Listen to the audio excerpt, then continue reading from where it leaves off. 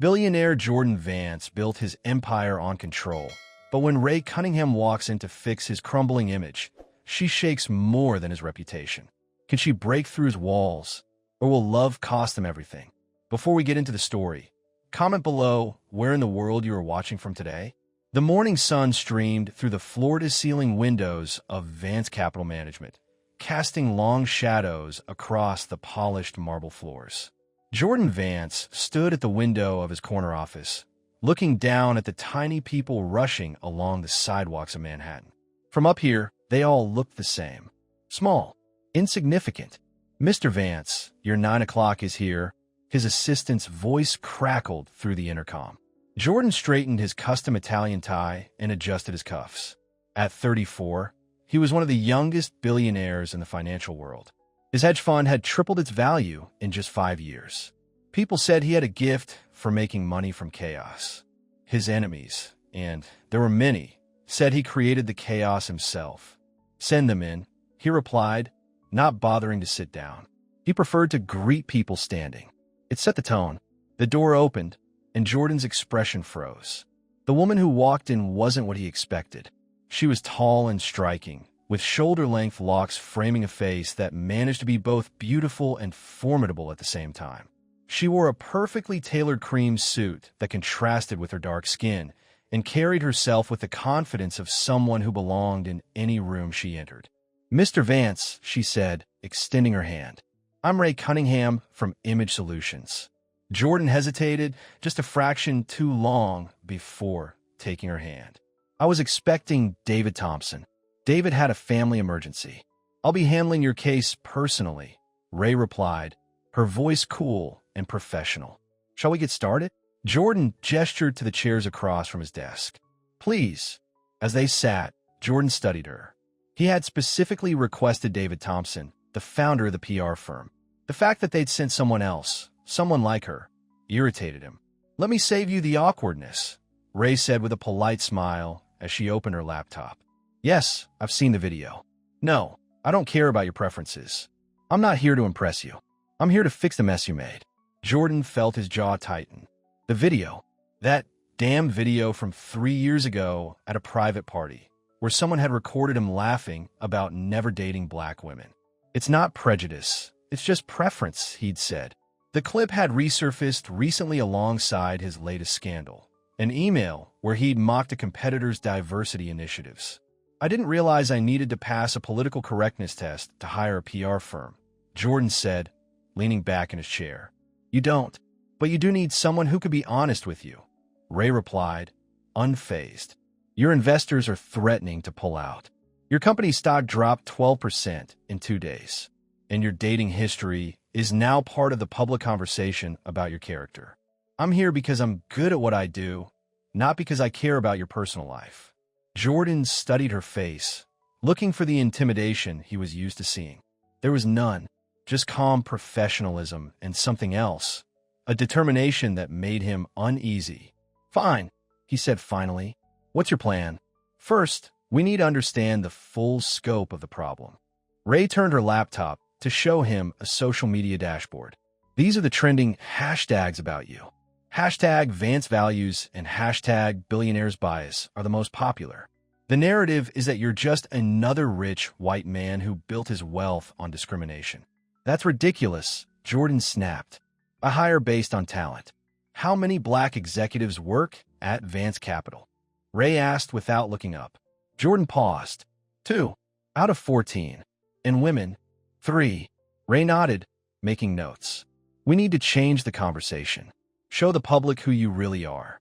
"And who is that exactly?" Jordan asked, a hint of sarcasm in his voice. Ray looked up, meeting his eyes directly. "That's what we need to figure out. Because right now, the world sees you as a man who makes money from other people's misfortunes and only values women who look a certain way." The bluntness of her assessment hit him like a physical blow. "I'm not here to judge you, Mr. Vance. But I can't help you if we pretend the problem doesn't exist." She closed her laptop. "I propose we start with a complete audit of your company's hiring practices, followed by a carefully orchestrated series of public appearances and interviews." "You want me to parade around pretending to be woke?" Jordan asked. I want you to show people who you really are, assuming there's more to you than what that video suggests. Ray stood up. I'll need an office here for the next few weeks, and access to your schedule, your staff, and your past statements. Jordan stood as well, and used to being spoken to so directly. You don't seem to like me very much, Miss Cunningham. I don't know you, Mr. Vance. And honestly, whether I like you or not is irrelevant. My job is to help you fix your image. Your job is to decide if you want it fixed. With that, she gathered her things and walked toward the door. I'll be back tomorrow morning with a preliminary plan. 8 o'clock sharp. After she left, Jordan remained standing, staring at the closed door. No one spoke to him that way. Ever. He should have been angry. Instead, he found himself curious. Who was this woman who showed no fear of his power, his money, or his reputation? He pressed the intercom. Lisa, give me everything you can find on Ray Cunningham from Image Solutions. The next morning, Jordan arrived at his office at 7:30, earlier than usual. He'd spent the previous evening reading through the file on Ray Cunningham. Harvard Business School. 5 years at a top PR firm in Los Angeles before joining Image Solutions in New York. Multiple awards for crisis management. A spotless professional reputation. There was little about her personal life in the file, but he'd found a few photos online. Ray at charity events. Ray receiving an award. Ray with an older man who appeared to be her father, according to the caption, Franklin Cunningham, a retired civil rights attorney. It made sense now. She was the daughter of a civil rights lawyer. No wonder she'd looked at him with those judging eyes. At exactly 8 o'clock, there was a knock on his door. Come in, he called, already knowing who it was. Ray entered, today, in a deep blue dress that made her skin glow. She carried a portfolio and a coffee. Good morning, Mr. Vance. Jordan, he said. If we're going to be working together, you might as well call me Jordan. She nodded. Ray then. She set her coffee down and opened the portfolio. I've prepared a 3-phase strategy to rehabilitate your public image. That was fast. I'm good at my job, she replied without looking up. Phase 1 is damage control. We issue a carefully worded statement addressing the email controversy, focusing on your commitment to growth and learning. I'm not apologizing, Jordan cut in. Ray looked up, her expression neutral.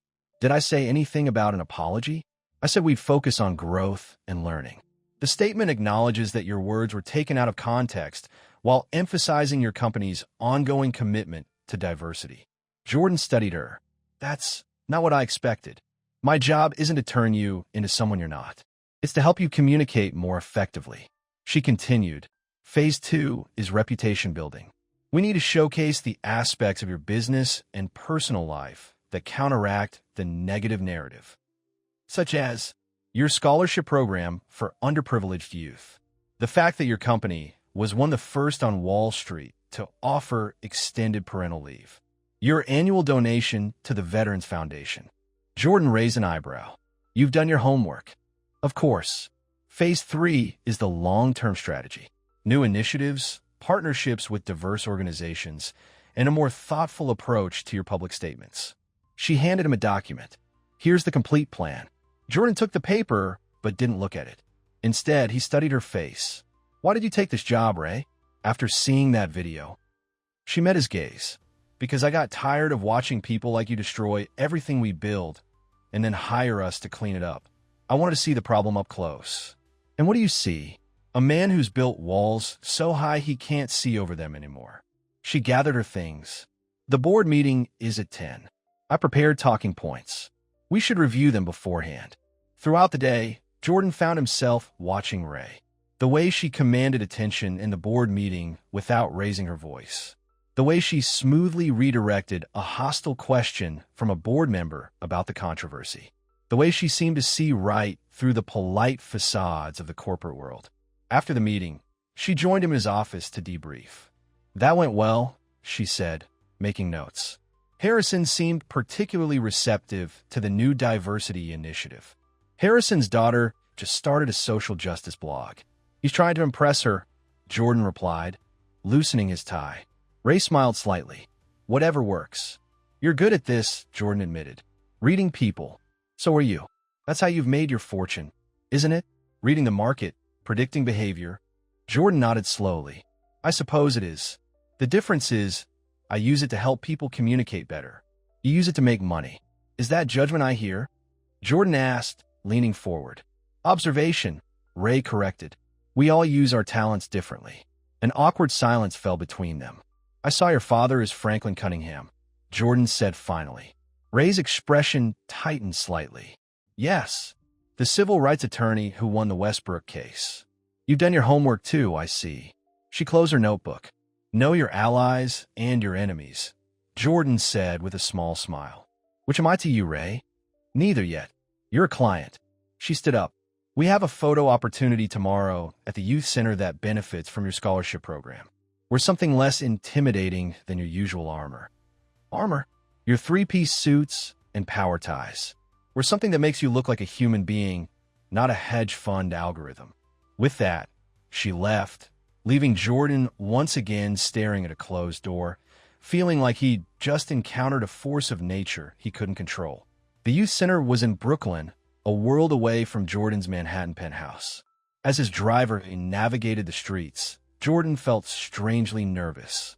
He'd followed Ray's advice and worn dark jeans with a light blue button-down shirt and a navy blazer. Notia. He felt underdressed. Ray was waiting outside the center, talking with a young man who seemed to be one of the program directors. When she saw Jordan's car pull up, she said something to the man and walked over. Right on time, she said as Jordan stepped out. Her eyes moved over his outfit. Much better. For some reason, her approval made him stand a little straighter. Inside, a dozen teenagers were gathered in a classroom setting. They looked up when Jordan entered, their expressions varying from curious to suspicious to excited. Everyone, this is Mr. Vance, the founder of the scholarship program, the program director announced. Jordan had expected to give a short speech and leave. Instead, Ray had arranged for him to sit in on a financial literacy class and then meet individually with students who had questions. You didn't tell me I'd be teaching, he muttered to Ray as the director set up. You won't be. You'll be listening, she replied. These kids have been studying basic investing for months. They have questions for you. About what? About how to build something from nothing. About how money works in the real world. She gave him a pointed look. About how someone like them might someday become someone like you. The session was unlike anything Jordan had experienced. The teenagers were sharp, asking thoughtful questions about market trends and investment strategies. One girl, maybe 16 with bright eyes and a quick smile, asked him about ethical investing. My mom says the stock market is just gambling with people's lives, she said. Is it possible to make money without hurting people? Jordan found himself stumbling through an answer about market efficiency and capital allocation, until he saw Ray shaking her head slightly from the back of the room. He stopped mid-sentence. The honest answer is that it's complicated, he said finally. Money itself isn't good or bad. It's a tool. Some people use it to build, some use it to destroy. The challenge is figuring out which kind of person you want to be. The girl nodded, seeming satisfied with his answer. After the session, as they walked back to his car, Ray was quiet. Well, Jordan asked, how did I do? Better than I expected, she admitted. Especially with Tasha's question about ethical investing. The market isn't as simple as good and evil, Jordan said. Few things are, Ray replied. But the choices we make push us in one direction or the other.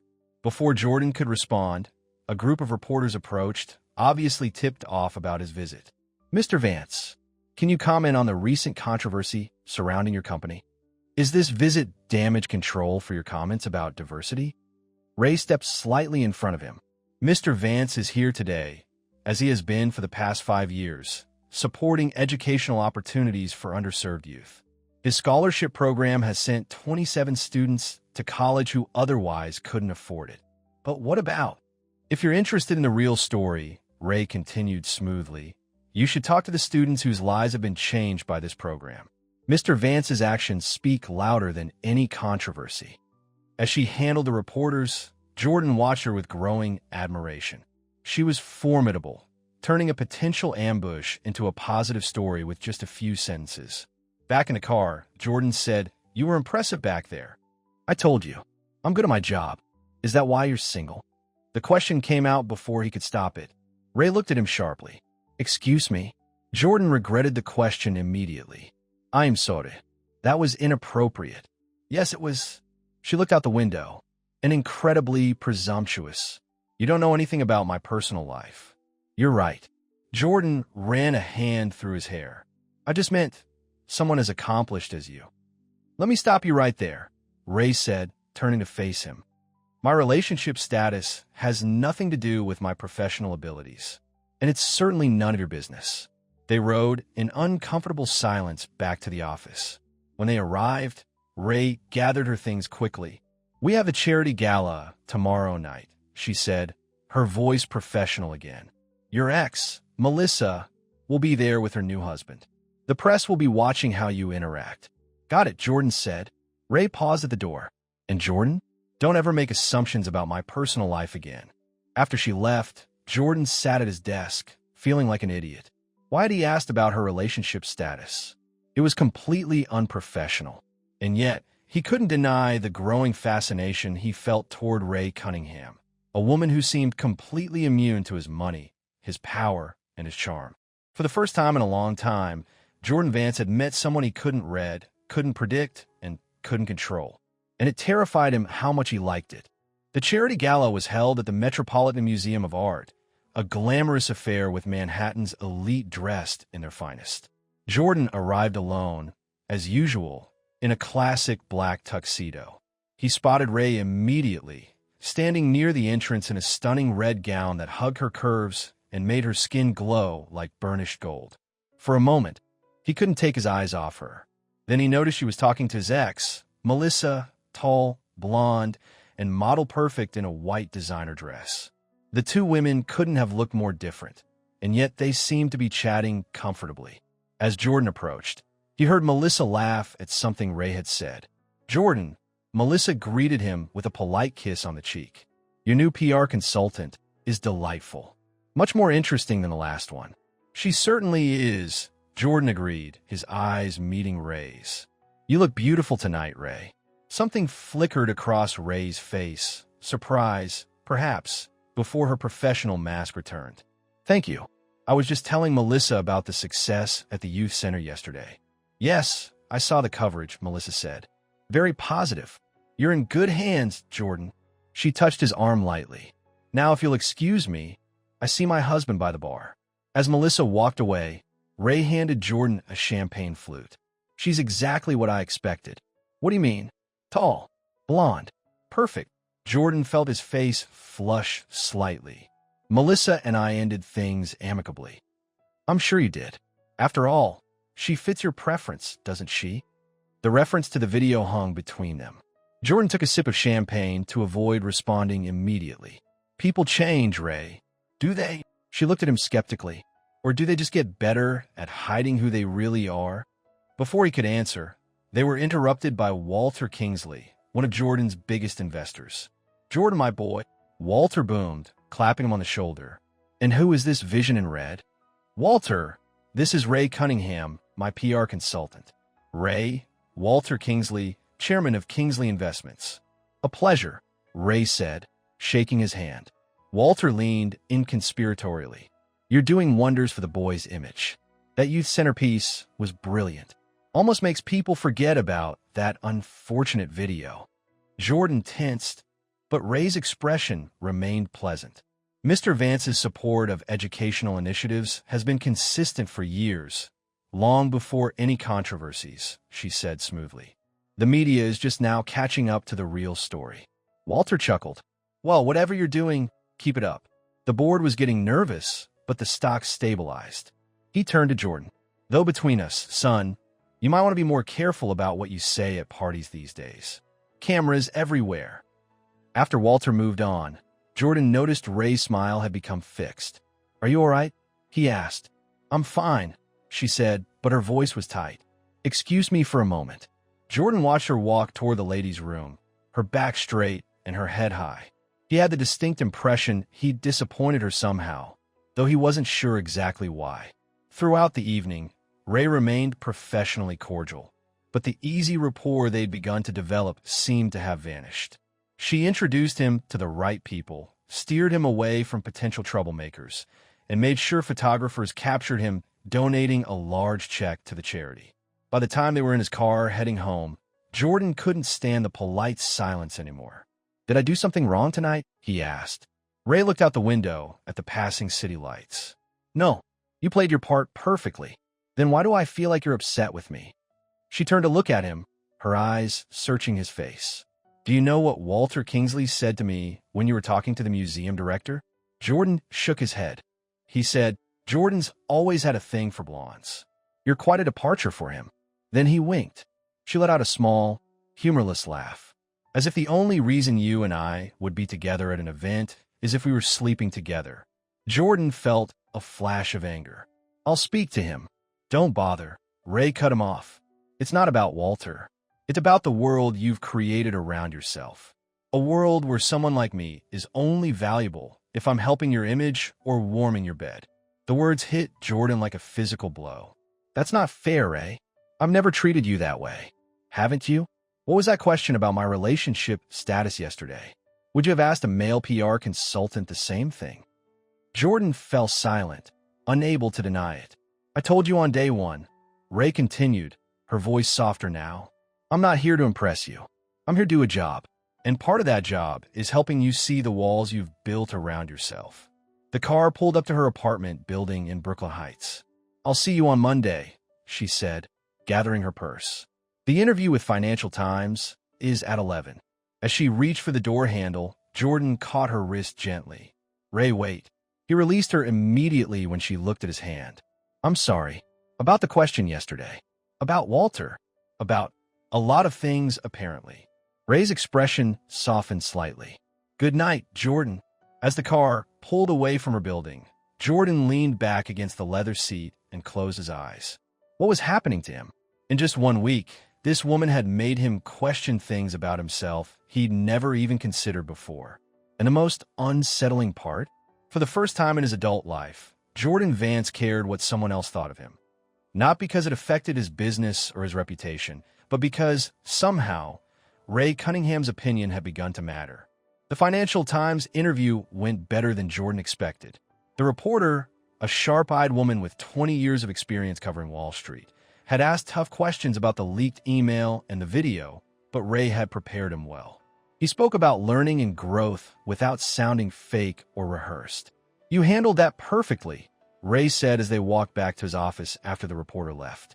"She came looking for a scandal and left with a story about transformation." "Is that what this is?" Jordan asked. "A transformation?"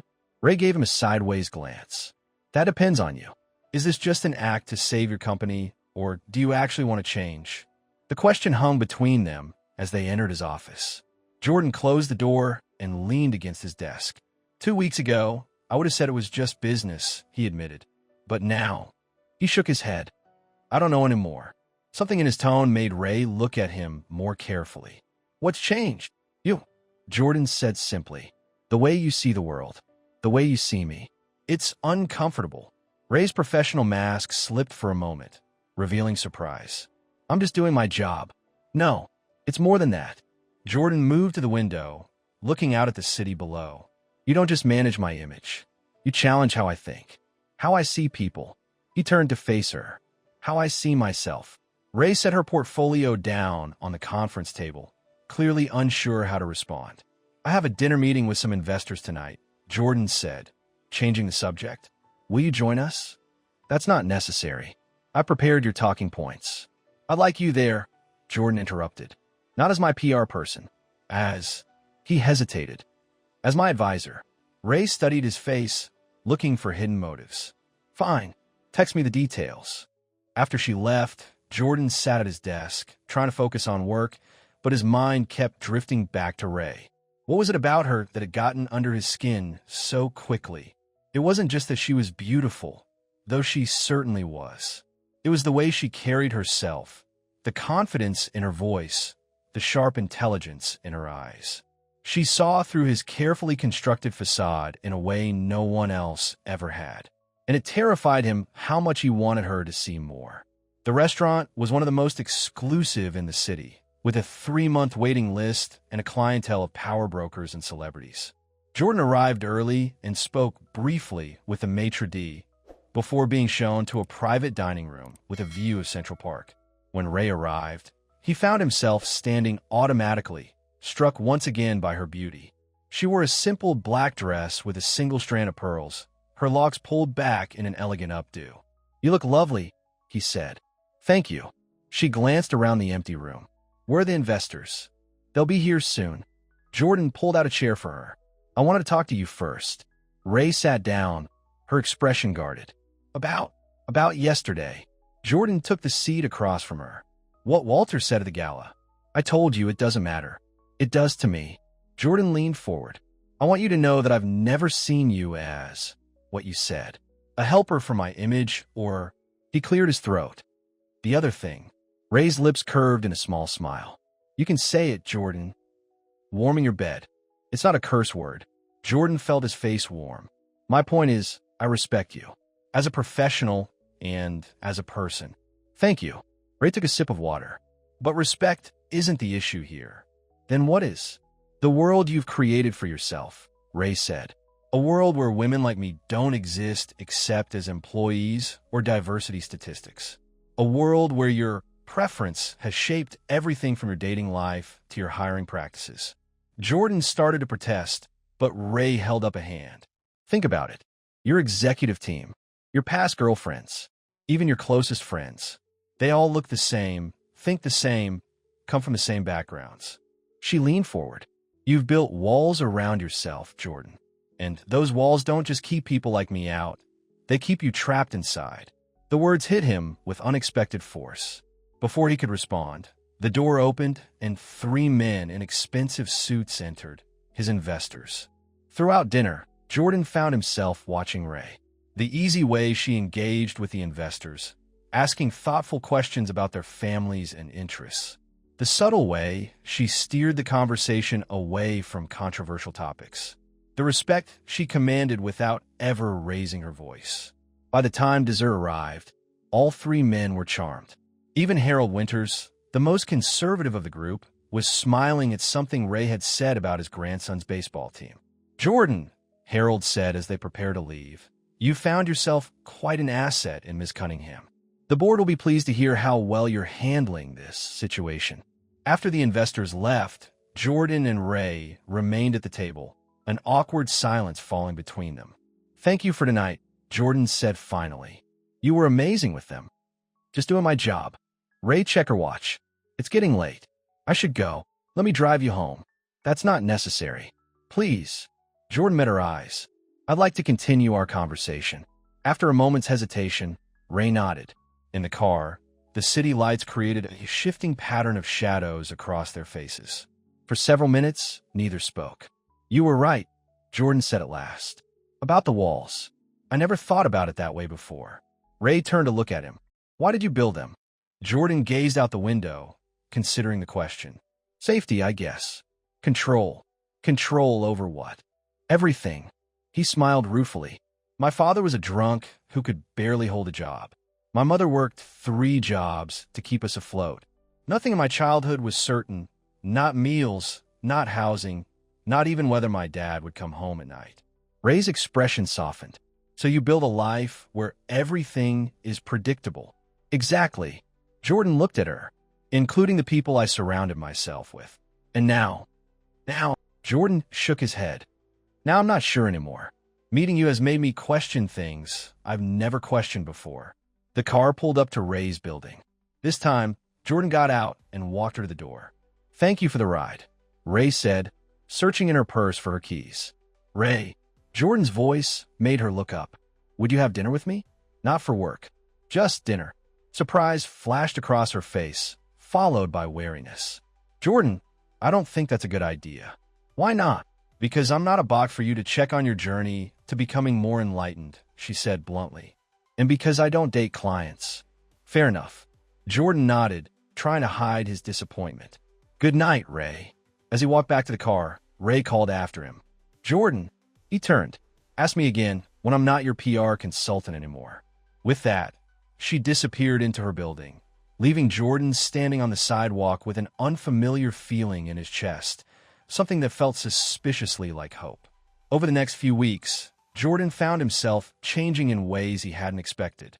He started listening more in meetings, especially to the few women and people of color on his staff. He began asking questions about their experiences, their perspectives, and to his surprise, he found their insights valuable. Ray noticed the changes. She watched with quiet approval as Jordan held the elevator for a junior analyst loaded down with files, as he remembered the receptionist's birthday, as he asked a black executive to lead a major new initiative based on merit, not optics. They settled into a comfortable professional rhythm. Days filled with meetings and strategy sessions.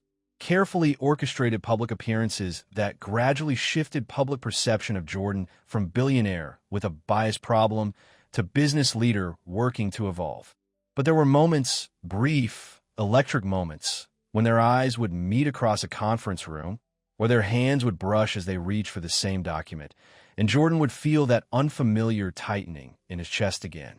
One evening, as they worked late in his office reviewing press coverage, Jordan found himself asking, "Do you think people can really change, Ray? Or are we just who we are?" Ray looked up from her laptop, considering the question. "I think change is possible, but it's hard. Most people don't want to do the work." "And what is the work exactly?" "Recognizing your blind spots, confronting your biases, being willing to be uncomfortable."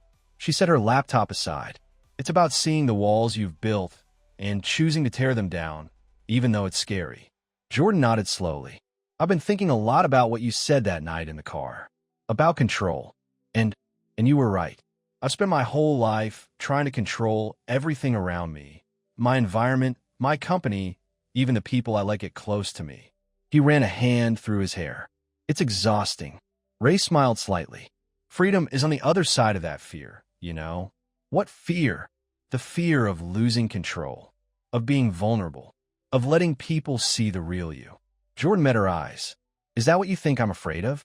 Being seen? Aren't you?" Before he could answer, his phone rang. Checking the display, he frowned. "I need to take this. It's my assistant." After a brief conversation, Jordan hung up, his expression troubled. "What's wrong?" Ray asked.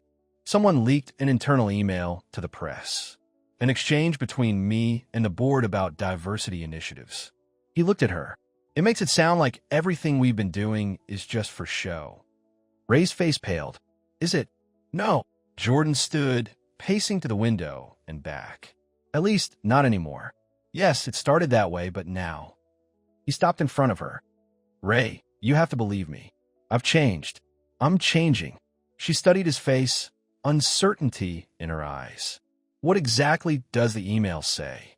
"It's from 3 weeks ago, right after you started working with me. The board asked about the diversity plan, and I said..." He closed his eyes briefly. "I said it was just optics, that we do the minimum necessary to quiet the controversy." "I see." Ray's voice was cool again, professional. She began gathering her things. "Ray, please. That was before I understood. Before you helped me see. It doesn't matter, Jordan." She stood, putting distance between them. "The damage is done. We need to prepare a statement immediately." "Forget the statement." Jordan's voice rose in frustration. "I'm trying to explain that I'm not that person anymore." "Aren't you?" Ray challenged, her own voice rising to match his. "Or are you just saying what you think I want to hear? What the public wants to hear? That's not fair." "No, what's not fair is that for a moment, just a moment, I actually started to believe you were different." She grabbed her purse. "I need some air. I'll work on the statement from home and email it to you." As she headed for the door, Jordan called after her. "Ray, wait." She paused, not turning around. "I never meant to hurt you." Her shoulders stiffened. "This isn't about me, Jordan. It's about your company, your reputation. That's what I was hired to protect." She glanced back at him, her expression unreadable. "I'll see you tomorrow." After she left, Jordan sank into his chair, head in his hands. How had everything gone so wrong so quickly? And why did it hurt so much to see that look of disappointment in Ray's eyes? The next morning, Jordan woke to a media firestorm. The leaked email was everywhere, along with photos of him and Ray at various events. The headlines were brutal. Vance's diversity push, just for show. Billionaire's black PR consultant, token or tool. Is Jordan Vance's transformation just another Wall Street con? When he arrived at the office, Ray was already there, looking tired but composed in a simple gray suit. "I've drafted a statement," she said without preamble, handing him a document. It acknowledges the email, but emphasizes the genuine changes that have been implemented since then. Jordan scanned the paper, then set it down. "Ray, about last night." "We don't need to discuss it," she interrupted. "We have work to do." Throughout the day, they moved through damage control like the professionals they were. Ray arranged interviews. Jordan stuck to the talking points. They were polite, efficient, and completely distant. By evening, they had managed to contain the worst of the damage. The stock had stabilized. Most analysts were taking a wait-and-see approach rather than predicting disaster. As they wrapped up in Jordan's office, he tried once more. "Ray, please, talk to me." She looked up from her laptop, fatigue evident in her eyes. "What is there to say, Jordan? You wrote what you wrote." 3 weeks ago, he protested. "Before I knew you. Before I understood what we were really doing here." "And what were we really doing here?" Ray asked quietly. "Changing things. Not just my image, but the reality behind it." He moved closer to her. "You've changed how I see the world, Ray. How I see myself." She shook her head. "I want to believe you. But then believe me," Jordan said, taking her hand. "Come to dinner tomorrow night. Not as my PR consultant. As my guest. Meet my friends. See the changes for yourself." Ray hesitated, clearly torn. "Jordan, I don't think." "Please. One dinner. If you still think it's all an act afterward, I won't bother you again." After a long moment, Ray nodded. "One dinner. But this doesn't change anything professionally." "Of course not." Jordan tried to hide his relief. "I'll pick you up at 7. The restaurant was one of the city's hottest spots, a sleek fusion place with a month-long waiting list. Jordan had reserved a private dining room for his closest friends, people he'd known for years, who formed his inner circle. When he and Ray arrived, several people were already there. Jordan made the introductions. Mark and Sarah Chun, a power couple in real estate. David Rodriguez, Jordan's college roommate, and now a successful tech entrepreneur. And Alex and Michael Wilson-Jones, a gay couple who ran a private equity firm. Ray's surprise was evident as she took in the diverse group. This wasn't the collection of identical Wall Street types she had expected. "I've heard so much about you," Sarah Chun said warmly, embracing Ray. "Jordan can't stop talking about your work together." "Is that so?" Ray glanced at Jordan, who looked slightly embarrassed. Throughout dinner, Ray watched and listened. She saw how Jordan's friends teased him, how they spoke to him not as the powerful CEO, but as the person they'd known for years. She noticed how he deferred to David on tech issues, how he asked Michael's opinion on a new investment opportunity. "How long have you all known Jordan?" Ray asked during dessert. "Since Harvard," Mark answered. "We lived on the same floor freshman year." "But you haven't always been part of his social circle, have you?" Ray pressed, looking around the table. An awkward silence fell before Sarah spoke up. "Not always, no. Jordan was selective for a long time." She smiled at her husband. "Mark and I were the first non-white people he let in, and that took years." "It wasn't personal," Jordan said, looking uncomfortable. "It was control," David finished for him. "Our boy here likes his world orderly and predictable." He grinned at Jordan. "Until recently, apparently." "What changed?" Ray asked, her eyes on Jordan. Another silence fell over the table. Jordan met Ray's gaze steadily. "I did." After dinner, as they drove back to Ray's apartment, neither spoke for several minutes. "They seem nice," Ray said finally. "Your friends." "They are." Jordan glanced at her. "What did you think?" "I think." Ray chose her words carefully. "I think people are more complicated than they first appear." "Including me?" She smiled slightly. "Especially you." The car pulled up to her building. This time, when Jordan walked her to the door, Ray didn't immediately search for her keys. "Thank you for tonight," she said. "It was enlightening. Does that mean you believe me now?" "About changing?" Ray looked up at him, her expression softening. "I believe you're trying. That counts for something." Jordan took a step closer. "Ray, Her phone rang, interrupting whatever he had been about to say. She checked the display and frowned. "It's my father. I need to take this." Jordan nodded, stepping back. "Of course. I'll see you tomorrow. As he walked back to the car, he heard her answer, Dad? What's wrong? The concern in her voice made him pause, but he continued to the car, not wanting to intrude on a private conversation. The next morning, Ray didn't come to the office. She sent a brief text saying she had a family emergency and would be working remotely. Jordan tried to focus on work, but he found himself checking his phone repeatedly, wondering if he should call her. By afternoon, concern had overtaken his hesitation. He dialed her number. She answered on the fourth ring, her voice tight with stress. Jordan, now's not a good time. Is everything all right? You seemed worried last night when your father called. There was a pause before Ray sighed. My dad had a minor heart attack. He's stable, but I'm at the hospital with him. What hospital? Jordan asked immediately. Mount Sinai, but you don't need to. I'll be there in 20 minutes. He hung up before she could protest. At the hospital, Jordan asked for Franklin Cunningham's room. The nurse directed him to the cardiac care unit on the 4th floor. When he reached the room, he paused in the doorway. Ray sat beside the bed, holding the hand of an older man with gray-streaked locks and a stern face, even in sleep. She looked up, surprised to see Jordan. You didn't have to come, she said, but her eyes told a different story. I wanted to. Jordan entered the room, setting a large bouquet of flowers on the windowsill. How is he? Stable. The doctors say he'll be fine, but he needs to reduce his stress. She smiled tiredly. Try telling that to a retired civil rights attorney who still takes pro bono cases. Sounds like someone else I know, Jordan said, pulling up a chair beside her. Stubborn, dedicated, won't back down from a fight. I'll take that as a compliment, Ray replied, her smile more genuine now. It was meant as one. They sat in companionable silence for a while, watching the steady rise and fall of Franklin's chest. He didn't want me to take your case, you know, Ray said suddenly. When he saw your name on the client list, he told me to pass. Why did you take it? She looked at her father, then back at Jordan. Because I wanted to see if people like you could change, if the walls could come down. And now I'm not sure what to think. She looked at him with searching eyes. Why are you here, Jordan? Really? He met her gaze. Because I care about you. Because when you're hurting, I want to help. It's that simple. Before Ray could respond, Franklin stirred, his eyes opening slowly. He looked first at his daughter, then at Jordan, his gaze sharpening immediately. So you're Vance, he said, his voice raspy but strong. Jordan stood, extending his hand. Jordan Vance. It's an honor to meet you, Mr. Cunningham. I've followed your work for years. Franklin ignored the offered hand. Have you now?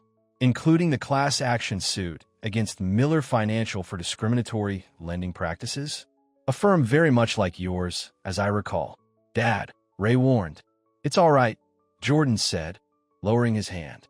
Your father has every right to be suspicious of me. Damn right I do, Franklin said, struggling to sit up. Ray adjusted the bed for him. You Wall Street types are all the same, making your fortunes on the backs of people who can't fight back. Not all of us, Jordan said quietly, but too many, yes. Franklin looked surprised at the admission. So you admit it? I can't speak for every financial institution, but I can tell you that working with your daughter has opened my eyes to many things I was blind to before. Jordan met the older man's skeptical gaze. She's quite extraordinary, Mr. Cunningham. You raised an amazing woman. I know that, Franklin said, his voice softening slightly as he looked at Ray. The question is, do you deserve her time and talent? Dad, please, Ray interjected. This is a professional relationship. Franklin snorted. Is that what they're calling it these days? Jordan felt his face warm, but he held the older man's gaze. Your daughter has made it very clear that she doesn't mix business with pleasure, and I respect that. Good, Franklin said, because Ray's mother and I didn't raise her to be anyone's token or trophy. Dad, Ray's voice was sharp now. That's enough. Jordan came here out of concern for you. Franklin raised an eyebrow. Did he now? Or did he come here for you? An awkward silence fell over the room. Jordan cleared his throat. I should go. Let you rest. He turned to Ray. Take all the time you need. The office can manage without you for a few days. I'll walk you out, Ray said, standing. In the hallway, she sighed. I'm sorry about that. My father can be protective. He loves you, Jordan said simply. I understand that. They reached the elevator, and Jordan pressed the down button. For what it's worth, he's right to question my motives. What do you mean? I didn't come here just out of concern for him. Jordan met her eyes. I came because I couldn't stand the thought of you going through this alone. The elevator arrived with a soft ding. Jordan stepped in, holding the door. Take care of your father, Ray. I'll see you when you're ready to come back. As the doors began to close, Ray reached out suddenly, stopping them. Jordan, yes. Thank you for coming. She hesitated, then added softly, it means a lot. The doors closed between them, but Jordan carried her words and the look in her eyes with him all the way home. That night, alone in his penthouse, Jordan found himself doing something he'd never done before, questioning everything about the life he'd built, the walls he'd constructed, the choices he'd made. And for the first time, he could clearly see what Ray had been trying to show him all along. That in his desperate attempt to create safety and control, he'd built a prison for himself. A prison he was finally ready to escape. For the next 3 days, Ray stayed at the hospital with her father. Jordan texted her daily updates about the office, but never pressured her to return. Instead, he sent food deliveries to the hospital, healthy options for Franklin, along with Ray's favorite coffee and pastries from a small bakery near her apartment. That man is trying very hard, Franklin commented on the third day as Ray unpacked another delivery. This time a basket of fresh fruit and homemade soup from an upscale deli. He's just being considerate, Ray replied, arranging the food on the hospital tray. Franklin gave his daughter a knowing look. And the flowers that arrive every morning? The texts you keep checking? That's just professional courtesy. Ray sighed. Dad, please. I'm just saying, I've never seen a client work this hard to impress a PR consultant. He's not trying to impress me. Ray hesitated, not sure how to explain the complex relationship that had developed between her and Jordan. He's changing, trying to be better. People don't change that fast, baby girl, Franklin said, his voice gentler now. Especially not men like him. You don't know him. I know his type. I spent 40 years fighting against men who build fortunes while ignoring the damage they cause. Ray sat on the edge of the bed, taking her father's hand. What if he's not that type anymore? What if he's really trying to be different? Franklin studied his daughter's face. You're starting to care about him, aren't you? Ray looked away. It's complicated. Love always is. Franklin squeezed her hand. Just be careful. Men like Jordan Vance are used to getting what they want. Make sure you're not just another acquisition. Before Ray could respond, her phone chimed with a new message. It was Jordan. Board meeting went well. Stock is up 3%. Take all the time you need with your father. Everything's under control here. She smiled slightly, typing a quick response. Thanks. Dad's being discharged tomorrow. I'll be back Monday. The reply came almost immediately. Glad to hear it. I miss you. Those 3 words made Ray's heart skip a beat. She stared at the screen, unsure how to respond. Well, Franklin's voice broke into her thoughts. What does the billionaire want now? Ray put her phone away. Nothing important. Just a work update. But her father wasn't fooled. Ray, listen to me. Be careful with your heart. I've seen too many young women give themselves to men who can't possibly understand their struggles. Dad, I'm a grown woman. I know what I'm doing. Franklin shook his head. Do you? Because from where I'm sitting, it looks like you're falling for a man who, just a few months ago, laughed about never dating women who look like you. The words stung, but Ray couldn't deny their truth. People can change, Dad. Maybe. But the question is, why is he changing? Because he's seen the light? Or because he wants something from you? Ray had no answer for that. On Monday morning, Ray returned to Vance Capital Management. As the elevator carried her to the executive floor, she tried to prepare herself for seeing Jordan again. Their relationship had shifted during his hospital visit, become more personal, more complicated. When the doors opened, Jordan was waiting, a cup of coffee in his hand. Welcome back, he said, offering her the cup. Just how you like it. 1 sugar, splash of almond milk. You remembered, Ray said, surprised. I pay attention. His eyes searched her face. How's your father? Better. Grumpy about the diet and exercise plan, but following it. Good. Jordan fell in a step beside her, as they walked toward his office. "We have the charity board meeting at 10. Then lunch with the diversity committee." Ray nodded, slipping back into professional mode.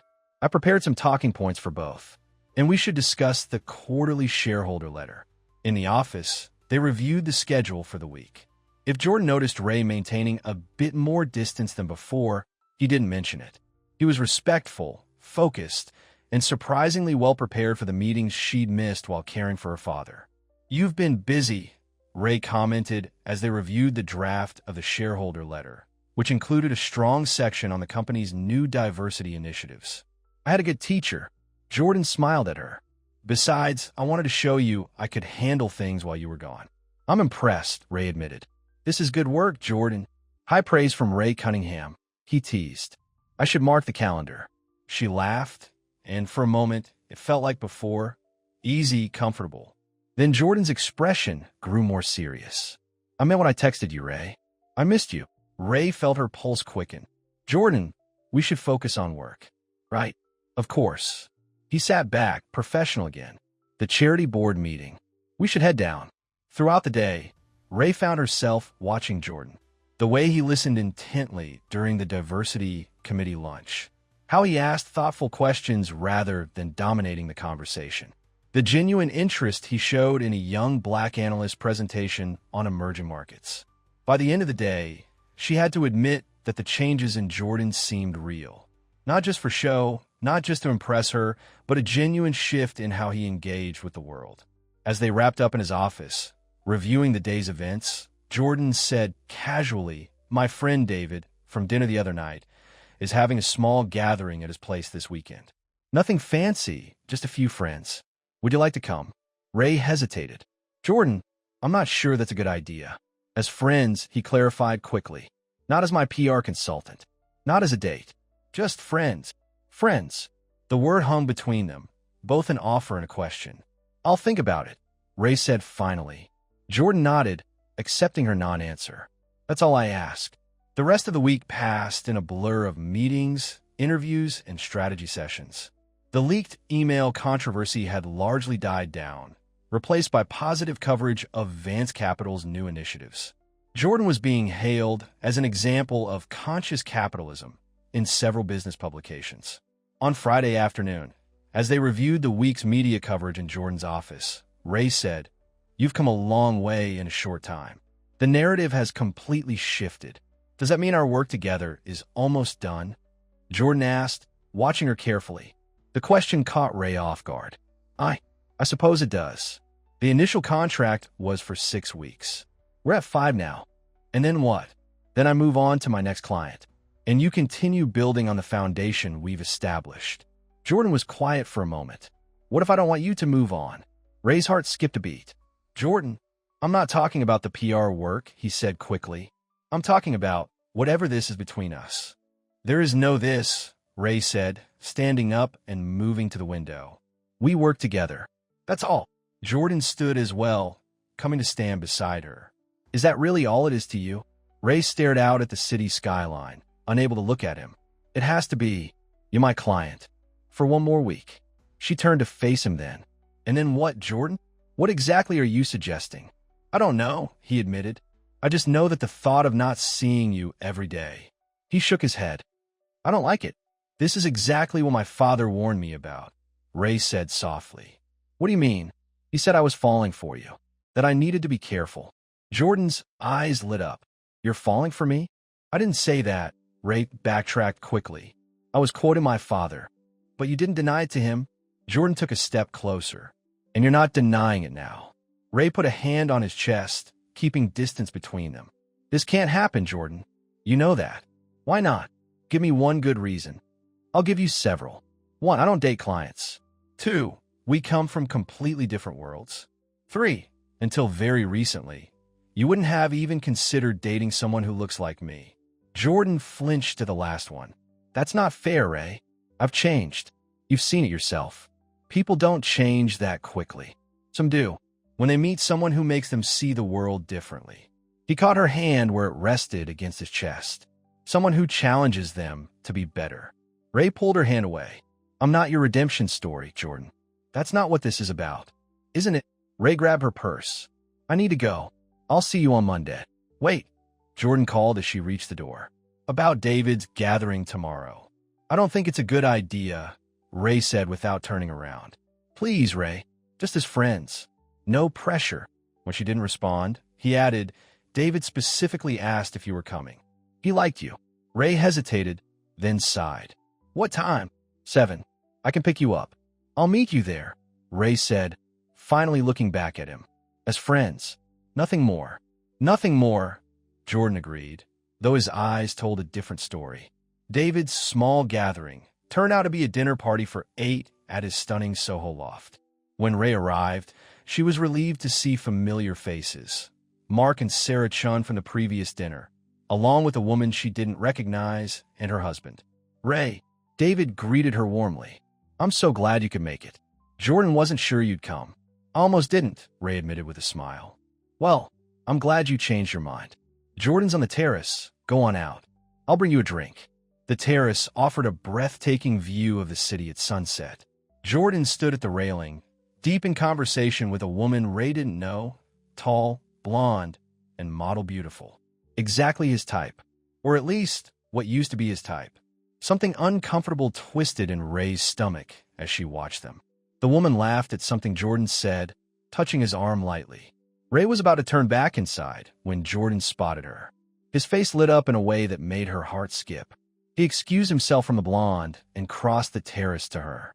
You came, he said, the relief in his voice unmistakable. I said I would. Ray glanced at the blonde, who was watching them with interest. Am I interrupting? Not at all.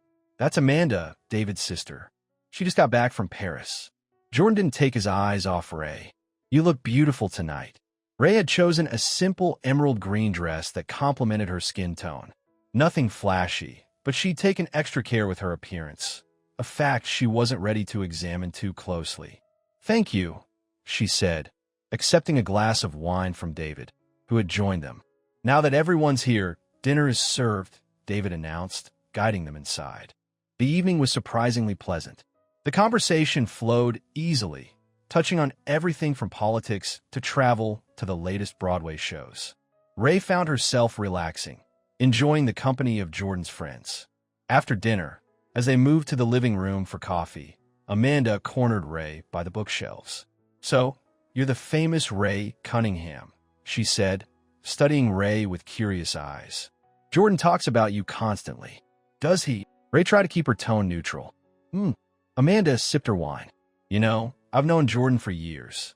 Never seen him like this before. Like what? Smitten? Amanda smiled at Ray's expression. Oh, don't look so shocked. It's obvious to everyone who knows him. Jordan Vance, the man who never loses control, is completely thrown off balance by you. Ray didn't know how to respond to that. It's a good thing, Amanda continued. Jordan's always been selective about who he lets into his life. Too selective.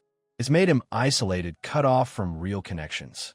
She glanced across the room at Jordan, who was deep in conversation with Mark. Whatever you're doing, it's working. I haven't seen him this alive in years. I'm not doing anything, Ray protested. I'm just his PR consultant. Amanda laughed. Honey, no PR consultant has ever made Jordan look at them the way he looks at you. Before Ray could respond, Jordan appeared beside them. Everything okay over here? Just getting to know Ray better, Amanda said innocently. I was telling her how much you've changed lately. Jordan's eyes met Ray's. For the better, I hope. Definitely for the better, Amanda confirmed, excusing herself to refill her wine glass. Left alone with Jordan, Ray felt suddenly self-conscious. Your friend and Ice. They like you, Jordan said. Especially David. He said you're refreshingly genuine. High praise from him. And what about Amanda? What about her? She's beautiful, Ray said, watching for his reaction. Your usual type. Jordan's eyes narrowed slightly. If you're asking if I've ever dated her, the answer is no. She's David's sister. That would be weird. But if she wasn't David's sister, if this is about what I think it's about. Jordan sighed. Yes, Amanda fits the physical description of women I've dated in the past. No, I'm not interested in her that way. I haven't been interested in anyone that way since I met you. The admission hung between them, honest and unexpected. Jordan, I know, he interrupted softly. I'm still your client. One more week, remember? Ray nodded, unable to trust her voice. Come on, Jordan said, offering his arm. David's about to bring out his famous chocolate souffle. It's worth staying for, I promise. Later that night, Jordan insisted on seeing Ray home. In the car, they sat in comfortable silence, the city lights passing in a blur outside the windows. Thank you for coming tonight, Jordan said as they neared her building. It meant a lot to me. I had a good time, Ray admitted. Your friends are not what I expected. What did you expect? I don't know. Wall Street clones, I guess. People just like you. Jordan laughed. David runs a tech company that helps nonprofits. Mark designs affordable housing. And Sarah writes children's books about diversity when she's not running their real estate firm. They're nothing like me. Then why are they your friends? Because they see me, Jordan said simply. Not the money or the power or the reputation. Just me. He looked at her. The same reason I'm drawn to you. The car pulled up to Ray's building. This time, she didn't object when Jordan walked her to the door. 1 week, he said softly as they reached her entrance. And then I won't be your client anymore. Jordan, just think about it, Ray. That's all I'm asking. She looked up at him, at the vulnerability in his eyes, and found herself nodding. I will. For a moment, they stood there, the air between them charged with possibility. Then Jordan leaned down slowly, giving her every chance to pull away, and brushed his lips against her cheek. Good night, Ray, he whispered before turning and walking back to the car. Ray stood at her door long after the car had disappeared from view, her hand pressed to her cheek where his lips had been, her heart racing with feelings she wasn't ready to name. The next morning, Ray woke to a call from her father. Have you seen the tabloids? Franklin asked without preamble. No, what? You might want to check page 6 before you go anywhere today. Dread pooling in her stomach, Ray pulled up the gossip page on her phone. The headline made her heart stop. Billionaire's new love interest, PR stunt or the real deal. Below, it was a photo of her and Jordan from the night before, standing close together at her door, his lips near her cheek. The article was full of speculation about their relationship, describing Ray as a stunning departure from Vance's usual type and questioning whether this was a genuine romance or just the ultimate image rehabilitation. Ray felt sick. This was exactly what she had feared, becoming part of the story instead of managing it. Her phone rang again. It was Jordan. I'm so sorry, he said immediately. I had no idea anyone was following us. This is a disaster, Ray said, her professional reputation flashing before her eyes. Now everything we've done will be seen as fake, just a lead up to this. It's not fake, Ray. That doesn't matter. Her voice rose in frustration. What matters is perception. And now the perception is that I'm sleeping with my client to boost his image. We'll fix this, Jordan assured her. I'll have my lawyers contact the paper, demand a retraction. That will only make it worse. Ray took a deep breath, trying to think clearly. We need to issue a statement. Something simple, denying any romantic involvement. There was a pause before Jordan said, Is that what you want? To deny everything. It's not about what I want. It's about damage control. Another pause. What if I don't want to deny it? Jordan, please. This isn't the time. I care about you, Ray. More than I've cared about anyone in a very long time. I don't want to pretend otherwise, even for the press. Ray closed her eyes, torn between her professional instincts and the feelings she could no longer deny. We need to talk about this in person, not over the phone. I'll come to you, Jordan said immediately. Give me half an hour. 30 minutes later, there was a knock at Ray's door.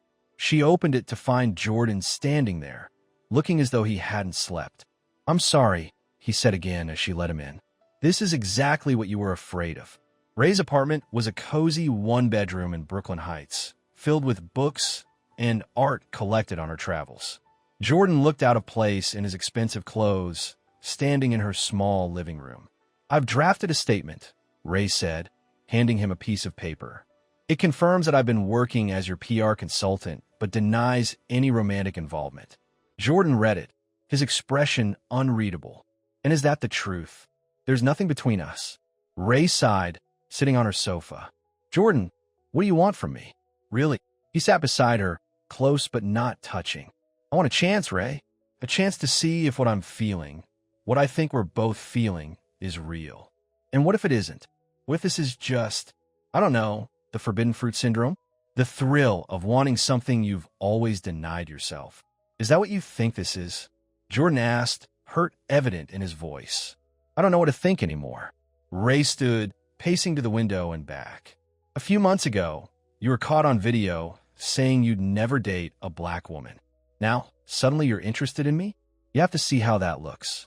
I don't care how it looks, Jordan said, standing as well. I care about how it feels. And it feels right, Ray. Being with you feels right in a way nothing else ever has. Because I'm different? Exotic? A new experience? Because you see me, Jordan said simply. Not the billionaire, not the Wall Street shark. Just me. The real me, with all my flaws and fears and mistakes. He moved closer to her. And because when I'm with you, I like who I am. I like the person I'm becoming. Ray felt tears threatening. That's a lot of pressure to put on someone, Jordan. I'm not asking you to fix me or change me. You've already done that, just by being yourself. He took her hands in his. I'm asking for a chance to show you that what I feel is real. That I'm not the man from that video anymore. Before Ray could respond, her phone rang. It was her office. I need to take this, she said, pulling her hands from his. The call was brief but devastating. When she hung up, her face was pale. What's wrong? Jordan asked. That was David Thompson, my boss. Ray sat heavily on the sofa. The firm has decided to remove me from your account, effective immediately. They're concerned about the appearance of impropriety. They can't do that, Jordan protested. I'll call David myself. No, Ray said firmly. That would only make things worse. Then I'll fire the firm, hire you directly, and confirm everyone's suspicions? No, Jordan. She shook her head.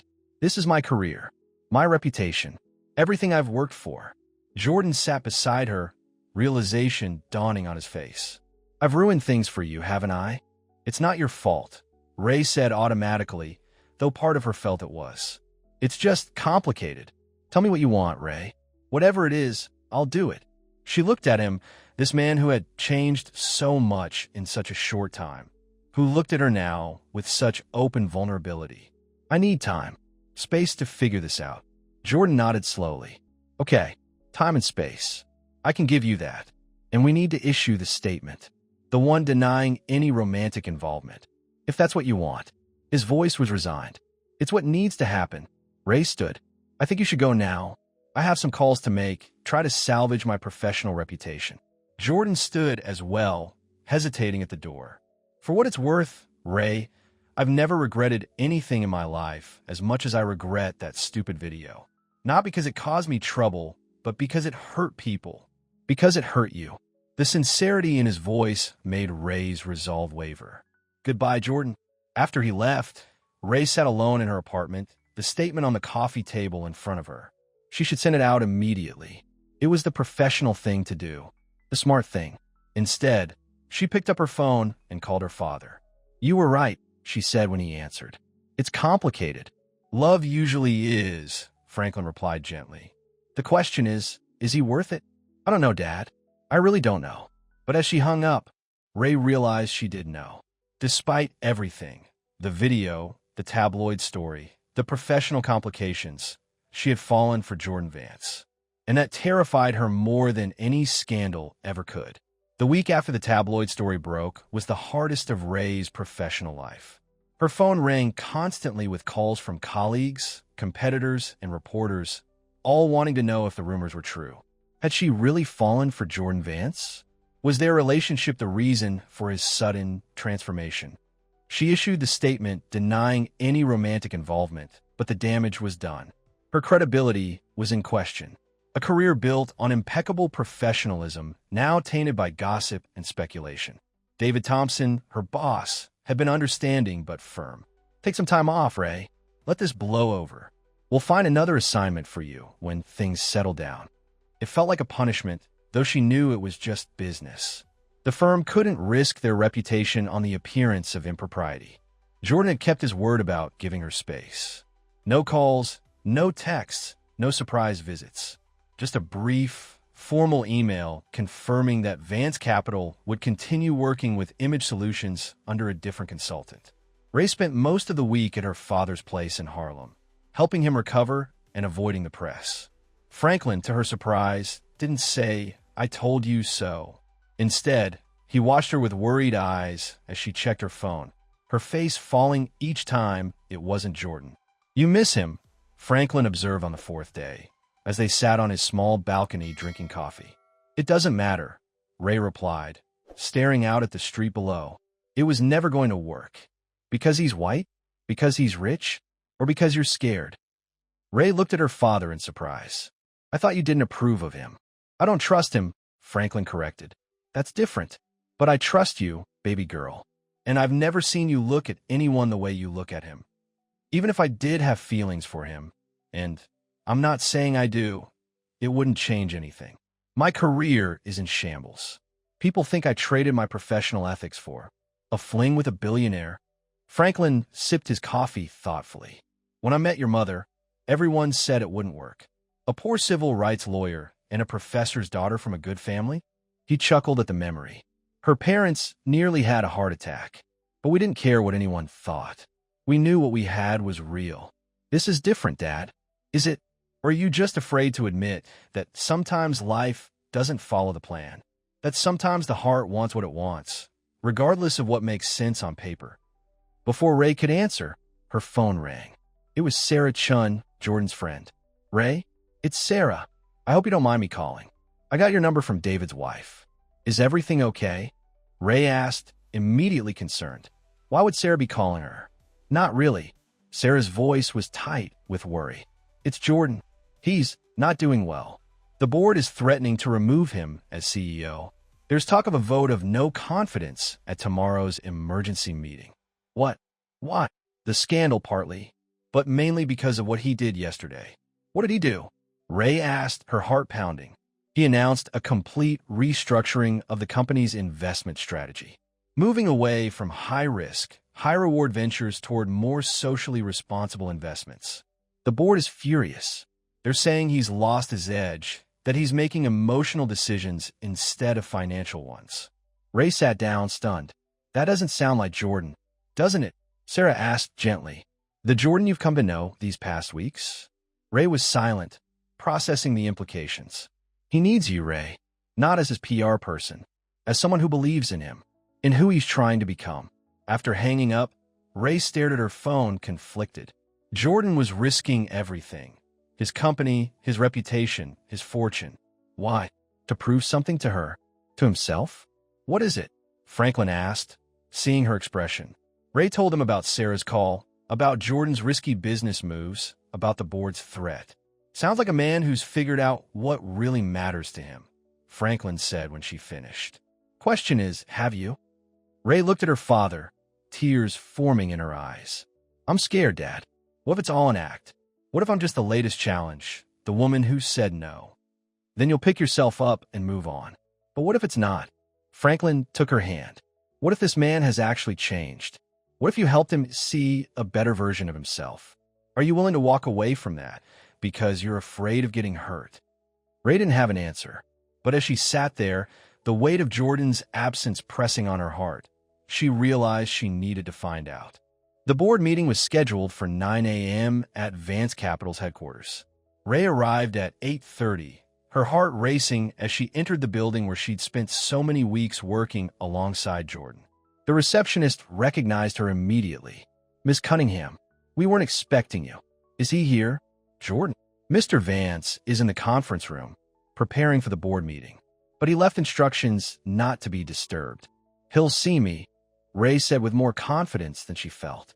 She took the elevator to the executive floor, memories flooding back with each passing floor. Their first meeting when she caught him off guard.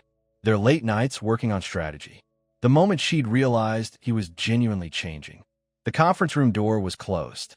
Through the glass wall, she could see Jordan alone at the table, surrounded by stacks of papers.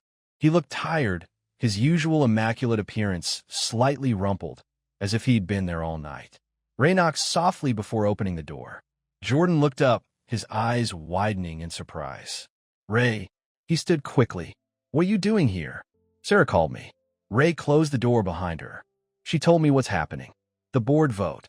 Jordan ran a hand through his hair, a gesture she'd come to recognize as frustration. Sarah shouldn't have bothered you with this. You made it clear you needed space. Is it true? Are you really restructuring the company's investment strategy? Yes. Jordan's voice was firm. It's the right thing to do, even if it costs you your position as CEO. Even then, Ray moved closer to the table, studying the papers spread out before him. Detailed plans for ethical investing, community impact assessments, diversity initiatives that went far beyond what they discussed during her time as his consultant. Why, Jordan? Why now?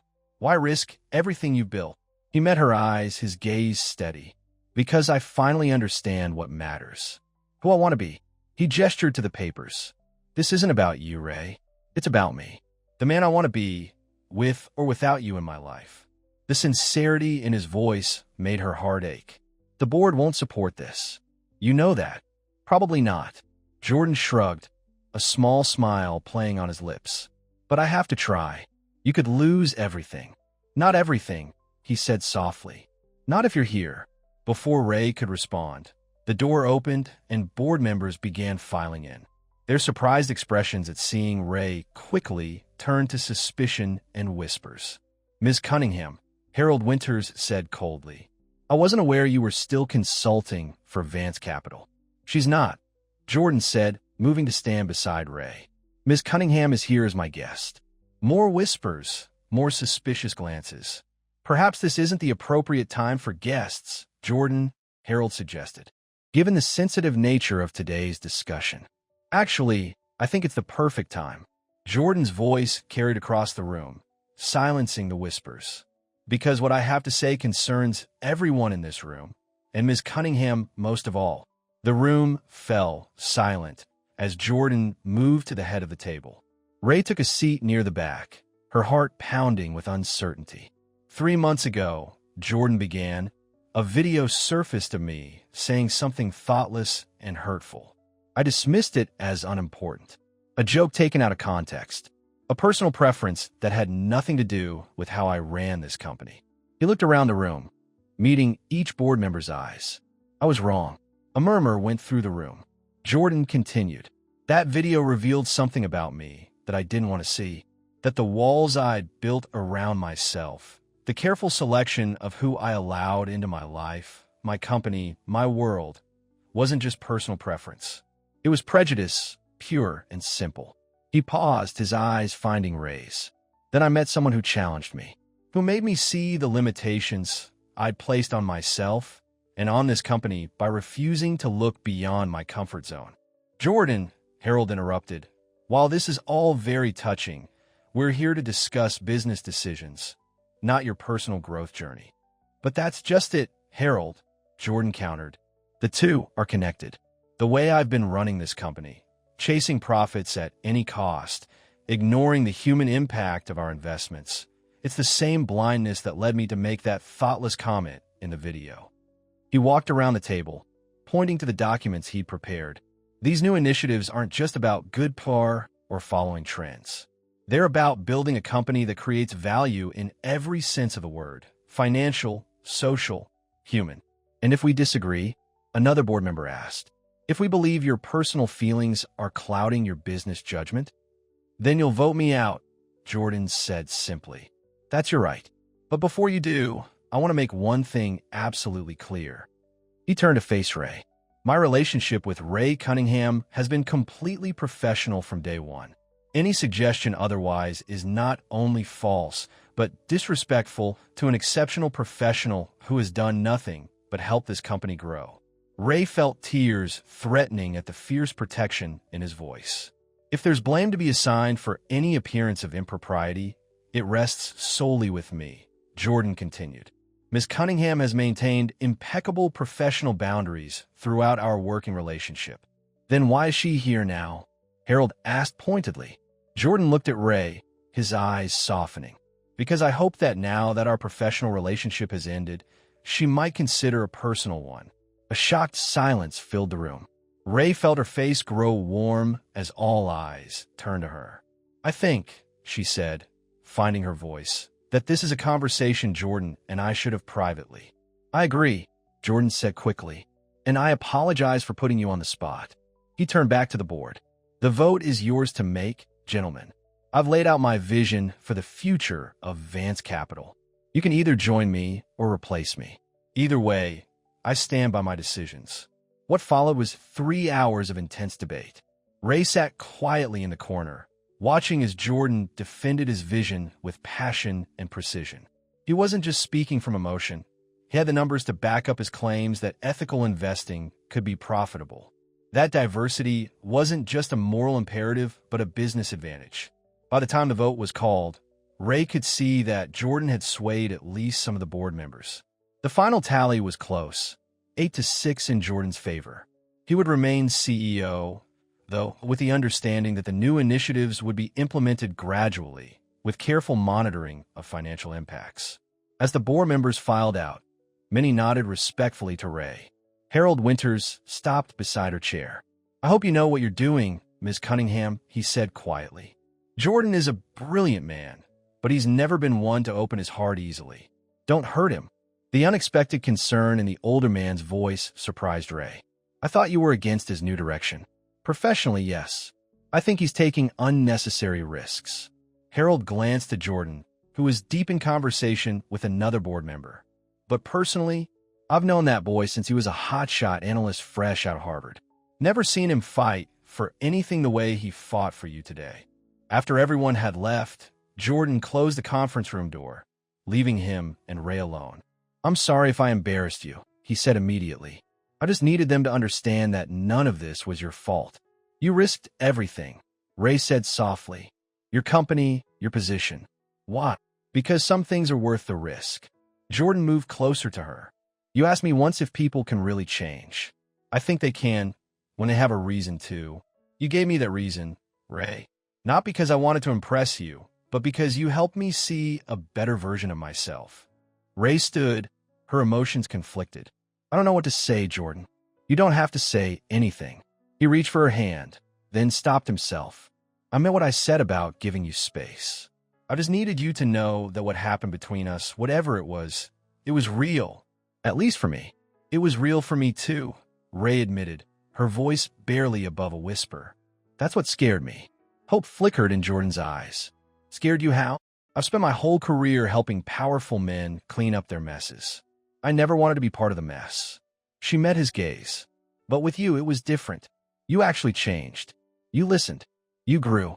And I started to wonder if maybe what? If maybe the walls weren't just around you. Maybe I've built some of my own. Jordan took a step closer. Ray Cunningham with walls? I find that hard to believe. It's true, she said with a small smile. I decided a long time ago that men like you were off limits. Too risky. Too complicated. And now I don't know what to think. The man I met 2 months ago is not the man standing in front of me today. Is that a good thing or a bad thing? Jordan asked, a hint of his old confidence returning. Definitely good, Ray said, her smile growing. But we still have a problem. Just one. The world is watching us, Jordan. Whatever happens between us will be headline news. Billionaire dates black woman. Sincere or strategic? Jordan winced. I hate that headline. So do I. But it's the reality we face. Then let's face it together. Jordan finally took her hand. I don't care what the headlines say, Ray. I care about you. About us. About seeing where this could go if we both let down our walls. Ray looked at their joined hands, feeling the warmth of his skin against hers. It won't be easy. The best things never are. Their eyes met, and in that moment, Ray made her decision. My father wants to meet you. Properly this time, not in a hospital room. Jordan's face lit up with hope. Does that mean? It means dinner. Tonight. My father's place. 7 o'clock. Ray squeezed his hand before releasing it. Don't be late. And don't bring flowers. He's allergic. What should I bring? Ray smiled as she headed for the door. Just yourself, Jordan. The real you. That's all we want to see. Franklin Cunningham's apartment in Harlem was a far cry from Jordan's Manhattan penthouse. Bookshelves lined every wall, filled with legal texts and civil rights histories. Photos of Franklin with various civil rights leaders hung proudly in the hallway. It was a home filled with history and purpose. Jordan arrived at exactly 7 o'clock, carrying a bottle of wine and a first edition of Franklin's favorite author, a detail Ray had shared that afternoon. When Franklin opened the door, his expression was guarded but not hostile. "Mr. Vance, please call me Jordan." He offered the book. "Ray mentioned you're a fan." Franklin's eyebrows rose in surprise as he examined the gift. "First edition Baldwin. Impressive research, Mr. Vance." "I pay attention," Jordan said, echoing the words he'd once said to Ray. "We'll see about that." Franklin led him into a small dining room where Ray was setting the table. She wore a simple sundress, her locks loose around her shoulders, looking more relaxed than Jordan had ever seen her. "You made it," she said with a smile that made his heart race. "Wouldn't miss it for the world." Dinner was Franklin's famous gumbo, a family recipe passed down from his Louisiana grandmother. The conversation was strained at first, with Franklin asking pointed questions about Jordan's business practices and political views. "So tell me, Mr. Vance," Franklin said as they finished the main course, "what exactly are your intentions toward my daughter?" "Dad," Ray protested. "It's a fair question," Jordan said, "and I appreciate your directness, Mr. Cunningham." He set down his fork, looking Franklin in the eye. "My intentions are honorable. I care deeply for your daughter. She's changed my life in ways I'm still discovering, and if she'll let me, I'd like to see where this relationship might go. Even knowing the challenges you'll face, the scrutiny, the judgment, especially then," Jordan said firmly. "Ray helped me see that the walls I'd built around myself were keeping me from experiencing real connection. I'm not going back to that life, no matter what anyone says."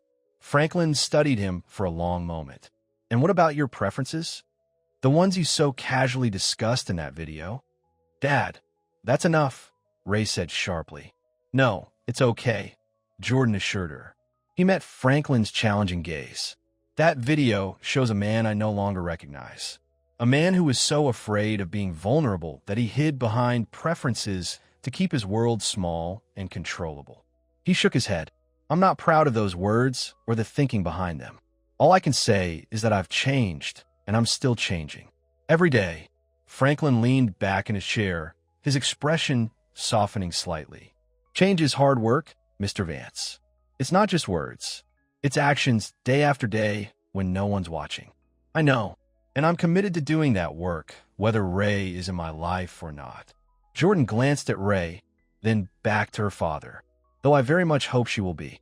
After dinner, while Ray cleaned up, Franklin invited Jordan onto the small balcony. They stood side by side, looking out at the Harlem Street below. "My wife would have liked you," Franklin said suddenly. "She always could see the person beneath the facade." "I wish I could have met her," Jordan replied honestly. "She taught Ray that, how to see people clearly." Franklin turned to face Jordan. "That's why I trust my daughter's judgment, even when I don't agree with it." "And do you agree with her judgment about me?" Franklin smiled slightly.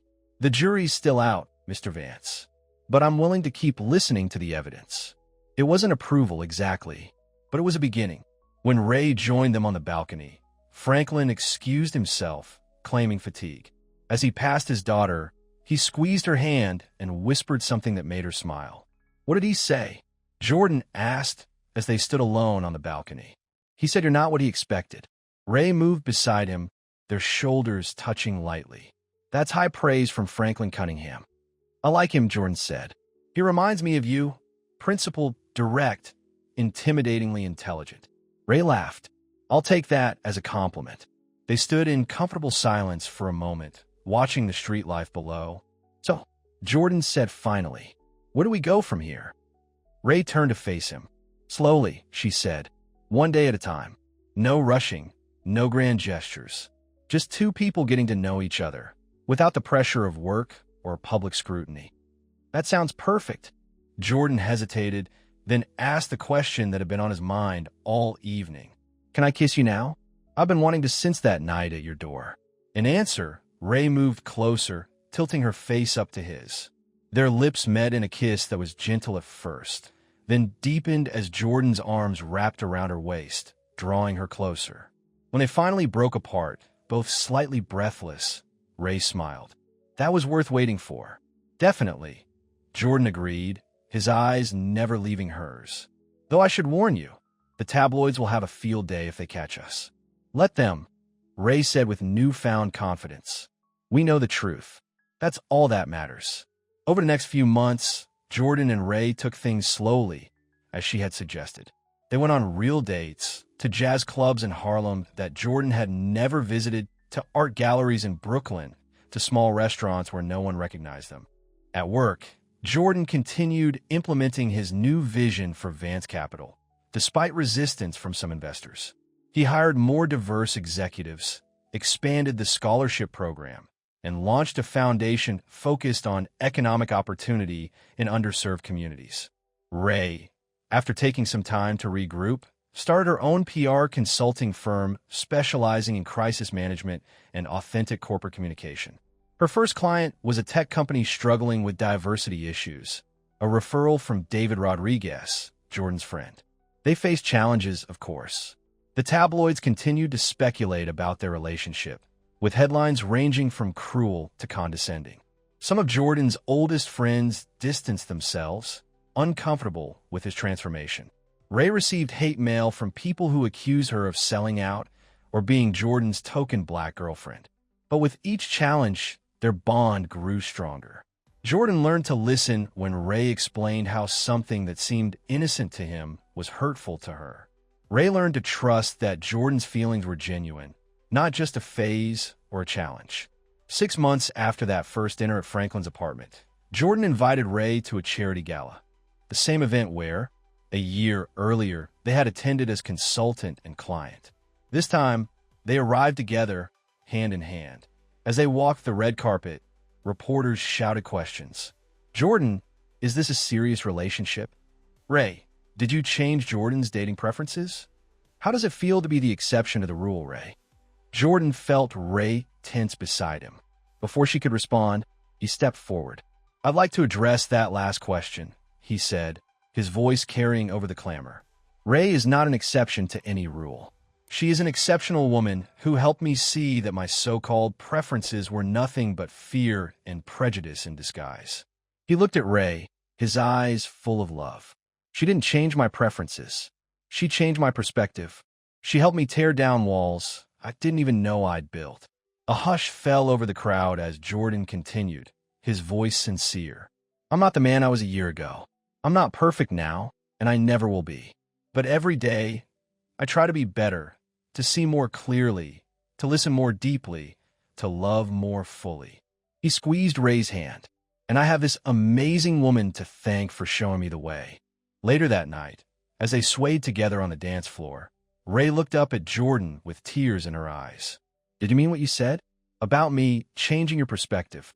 Every word, Jordan said, pulling her closer. Before you, I thought I knew exactly who I was and what I wanted. I had everything figured out, controlled. And then you walked into my office and turned my world upside down. In a good way, I hope.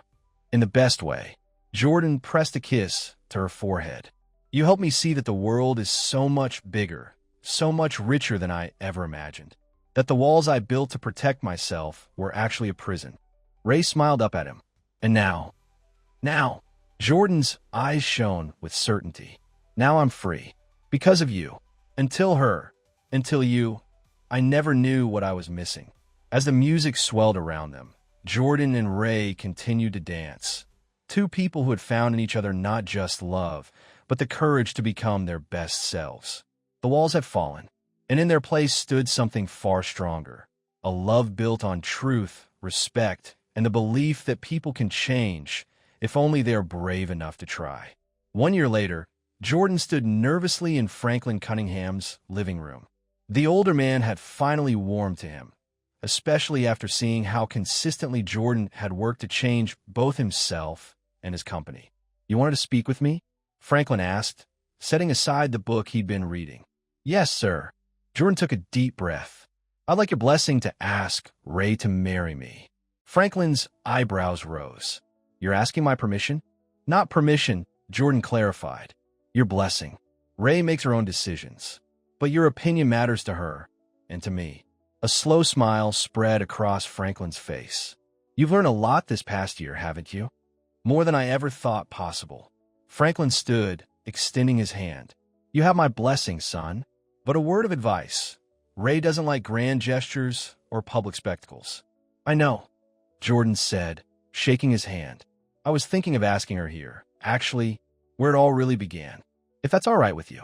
That evening, when Ray arrived at her father's apartment for their regular Sunday dinner, she found Franklin conspicuously absent and Jordan waiting for her instead, a small velvet box in his hand. Jordan? What's going on? Where's my dad? He stepped out for a while. Jordan led her to the balcony where they had shared their first real kiss. I wanted to bring you back to where it all began, where I first started to believe that maybe, just maybe, you could see past all my flaws and love me anyway. Jordan, Ray's voice caught as she realized what was happening. He took her hands in his. Ray Cunningham, you walked into my life and challenged everything I thought I knew about myself, about love, about what really matters. You saw me, the real me, when I was still hiding behind walls of my own making. He dropped to one knee, opening the velvet box to reveal a simple but stunning emerald ring. I love you more than I ever thought possible. Will you marry me? Tears filled Ray's eyes as she nodded. Yes, she whispered. Yes, I'll marry you. As Jordan slipped the ring onto her finger, they could hear cheering from inside the apartment. The door opened to reveal Franklin and a small group of their closest friends, including Sarah and Mark Chun, David Rodriguez, and Amanda. You knew about this? Ray asked her father, laughing through her tears. I might have helped with the planning, Franklin admitted, embracing his daughter. He's a good man, Ray. It just took the right woman to help him find his way. Later that night, as they lay together in Jordan's penthouse, Ray held up her hand, admiring the way the emerald caught the light. It's beautiful. How did you know I prefer emeralds to diamonds? I pay attention, Jordan said, echoing the words that had become something of a motto for them. And I had some help from your dad. Ray nestled closer to him. He really has come around, hasn't he? Once he realized I was serious about doing the work, about really changing, not just for you, but for myself, he gave me a chance. Jordan pressed a kiss to her temple. Just like you did. We've both changed, Ray acknowledged. I had walls too, you know. Fears about being seen as a token, about not being taken seriously, about being hurt. And now I know that love doesn't fit into neat categories. That sometimes the most unexpected person can be exactly who you need. She looked up at him, her eyes shining with love. That sometimes the walls we build to protect ourselves are the very things keeping us from the life we deserve. Jordan pulled her closer. I love you, Ray Cunningham. Soon to be Ray Cunningham Vance, she corrected with a smile. I like the sound of that. Jordan kissed her softly, almost as much as I like the sound of forever with you. As they drifted off to sleep in each other's arms, both Jordan and Ray knew that their journey was just beginning. There would be challenges ahead, obstacles to overcome, new walls to recognize and dismantle. But they would face them together, two people who had found in each other not just love, but the courage to become their truest selves. For Jordan, who had once defined himself by control and isolation, Ray had been the key to a world of connection and vulnerability he never knew he wanted. And for Ray, who had spent her life helping others find their voice, Jordan had become the one person who truly heard hers. Until her, he had never known what he was missing. Until him, she had never fully believed in change. Together, they had found something rare and precious, a love strong enough to break down walls, bridge differences, and build a future neither of them could have imagined alone.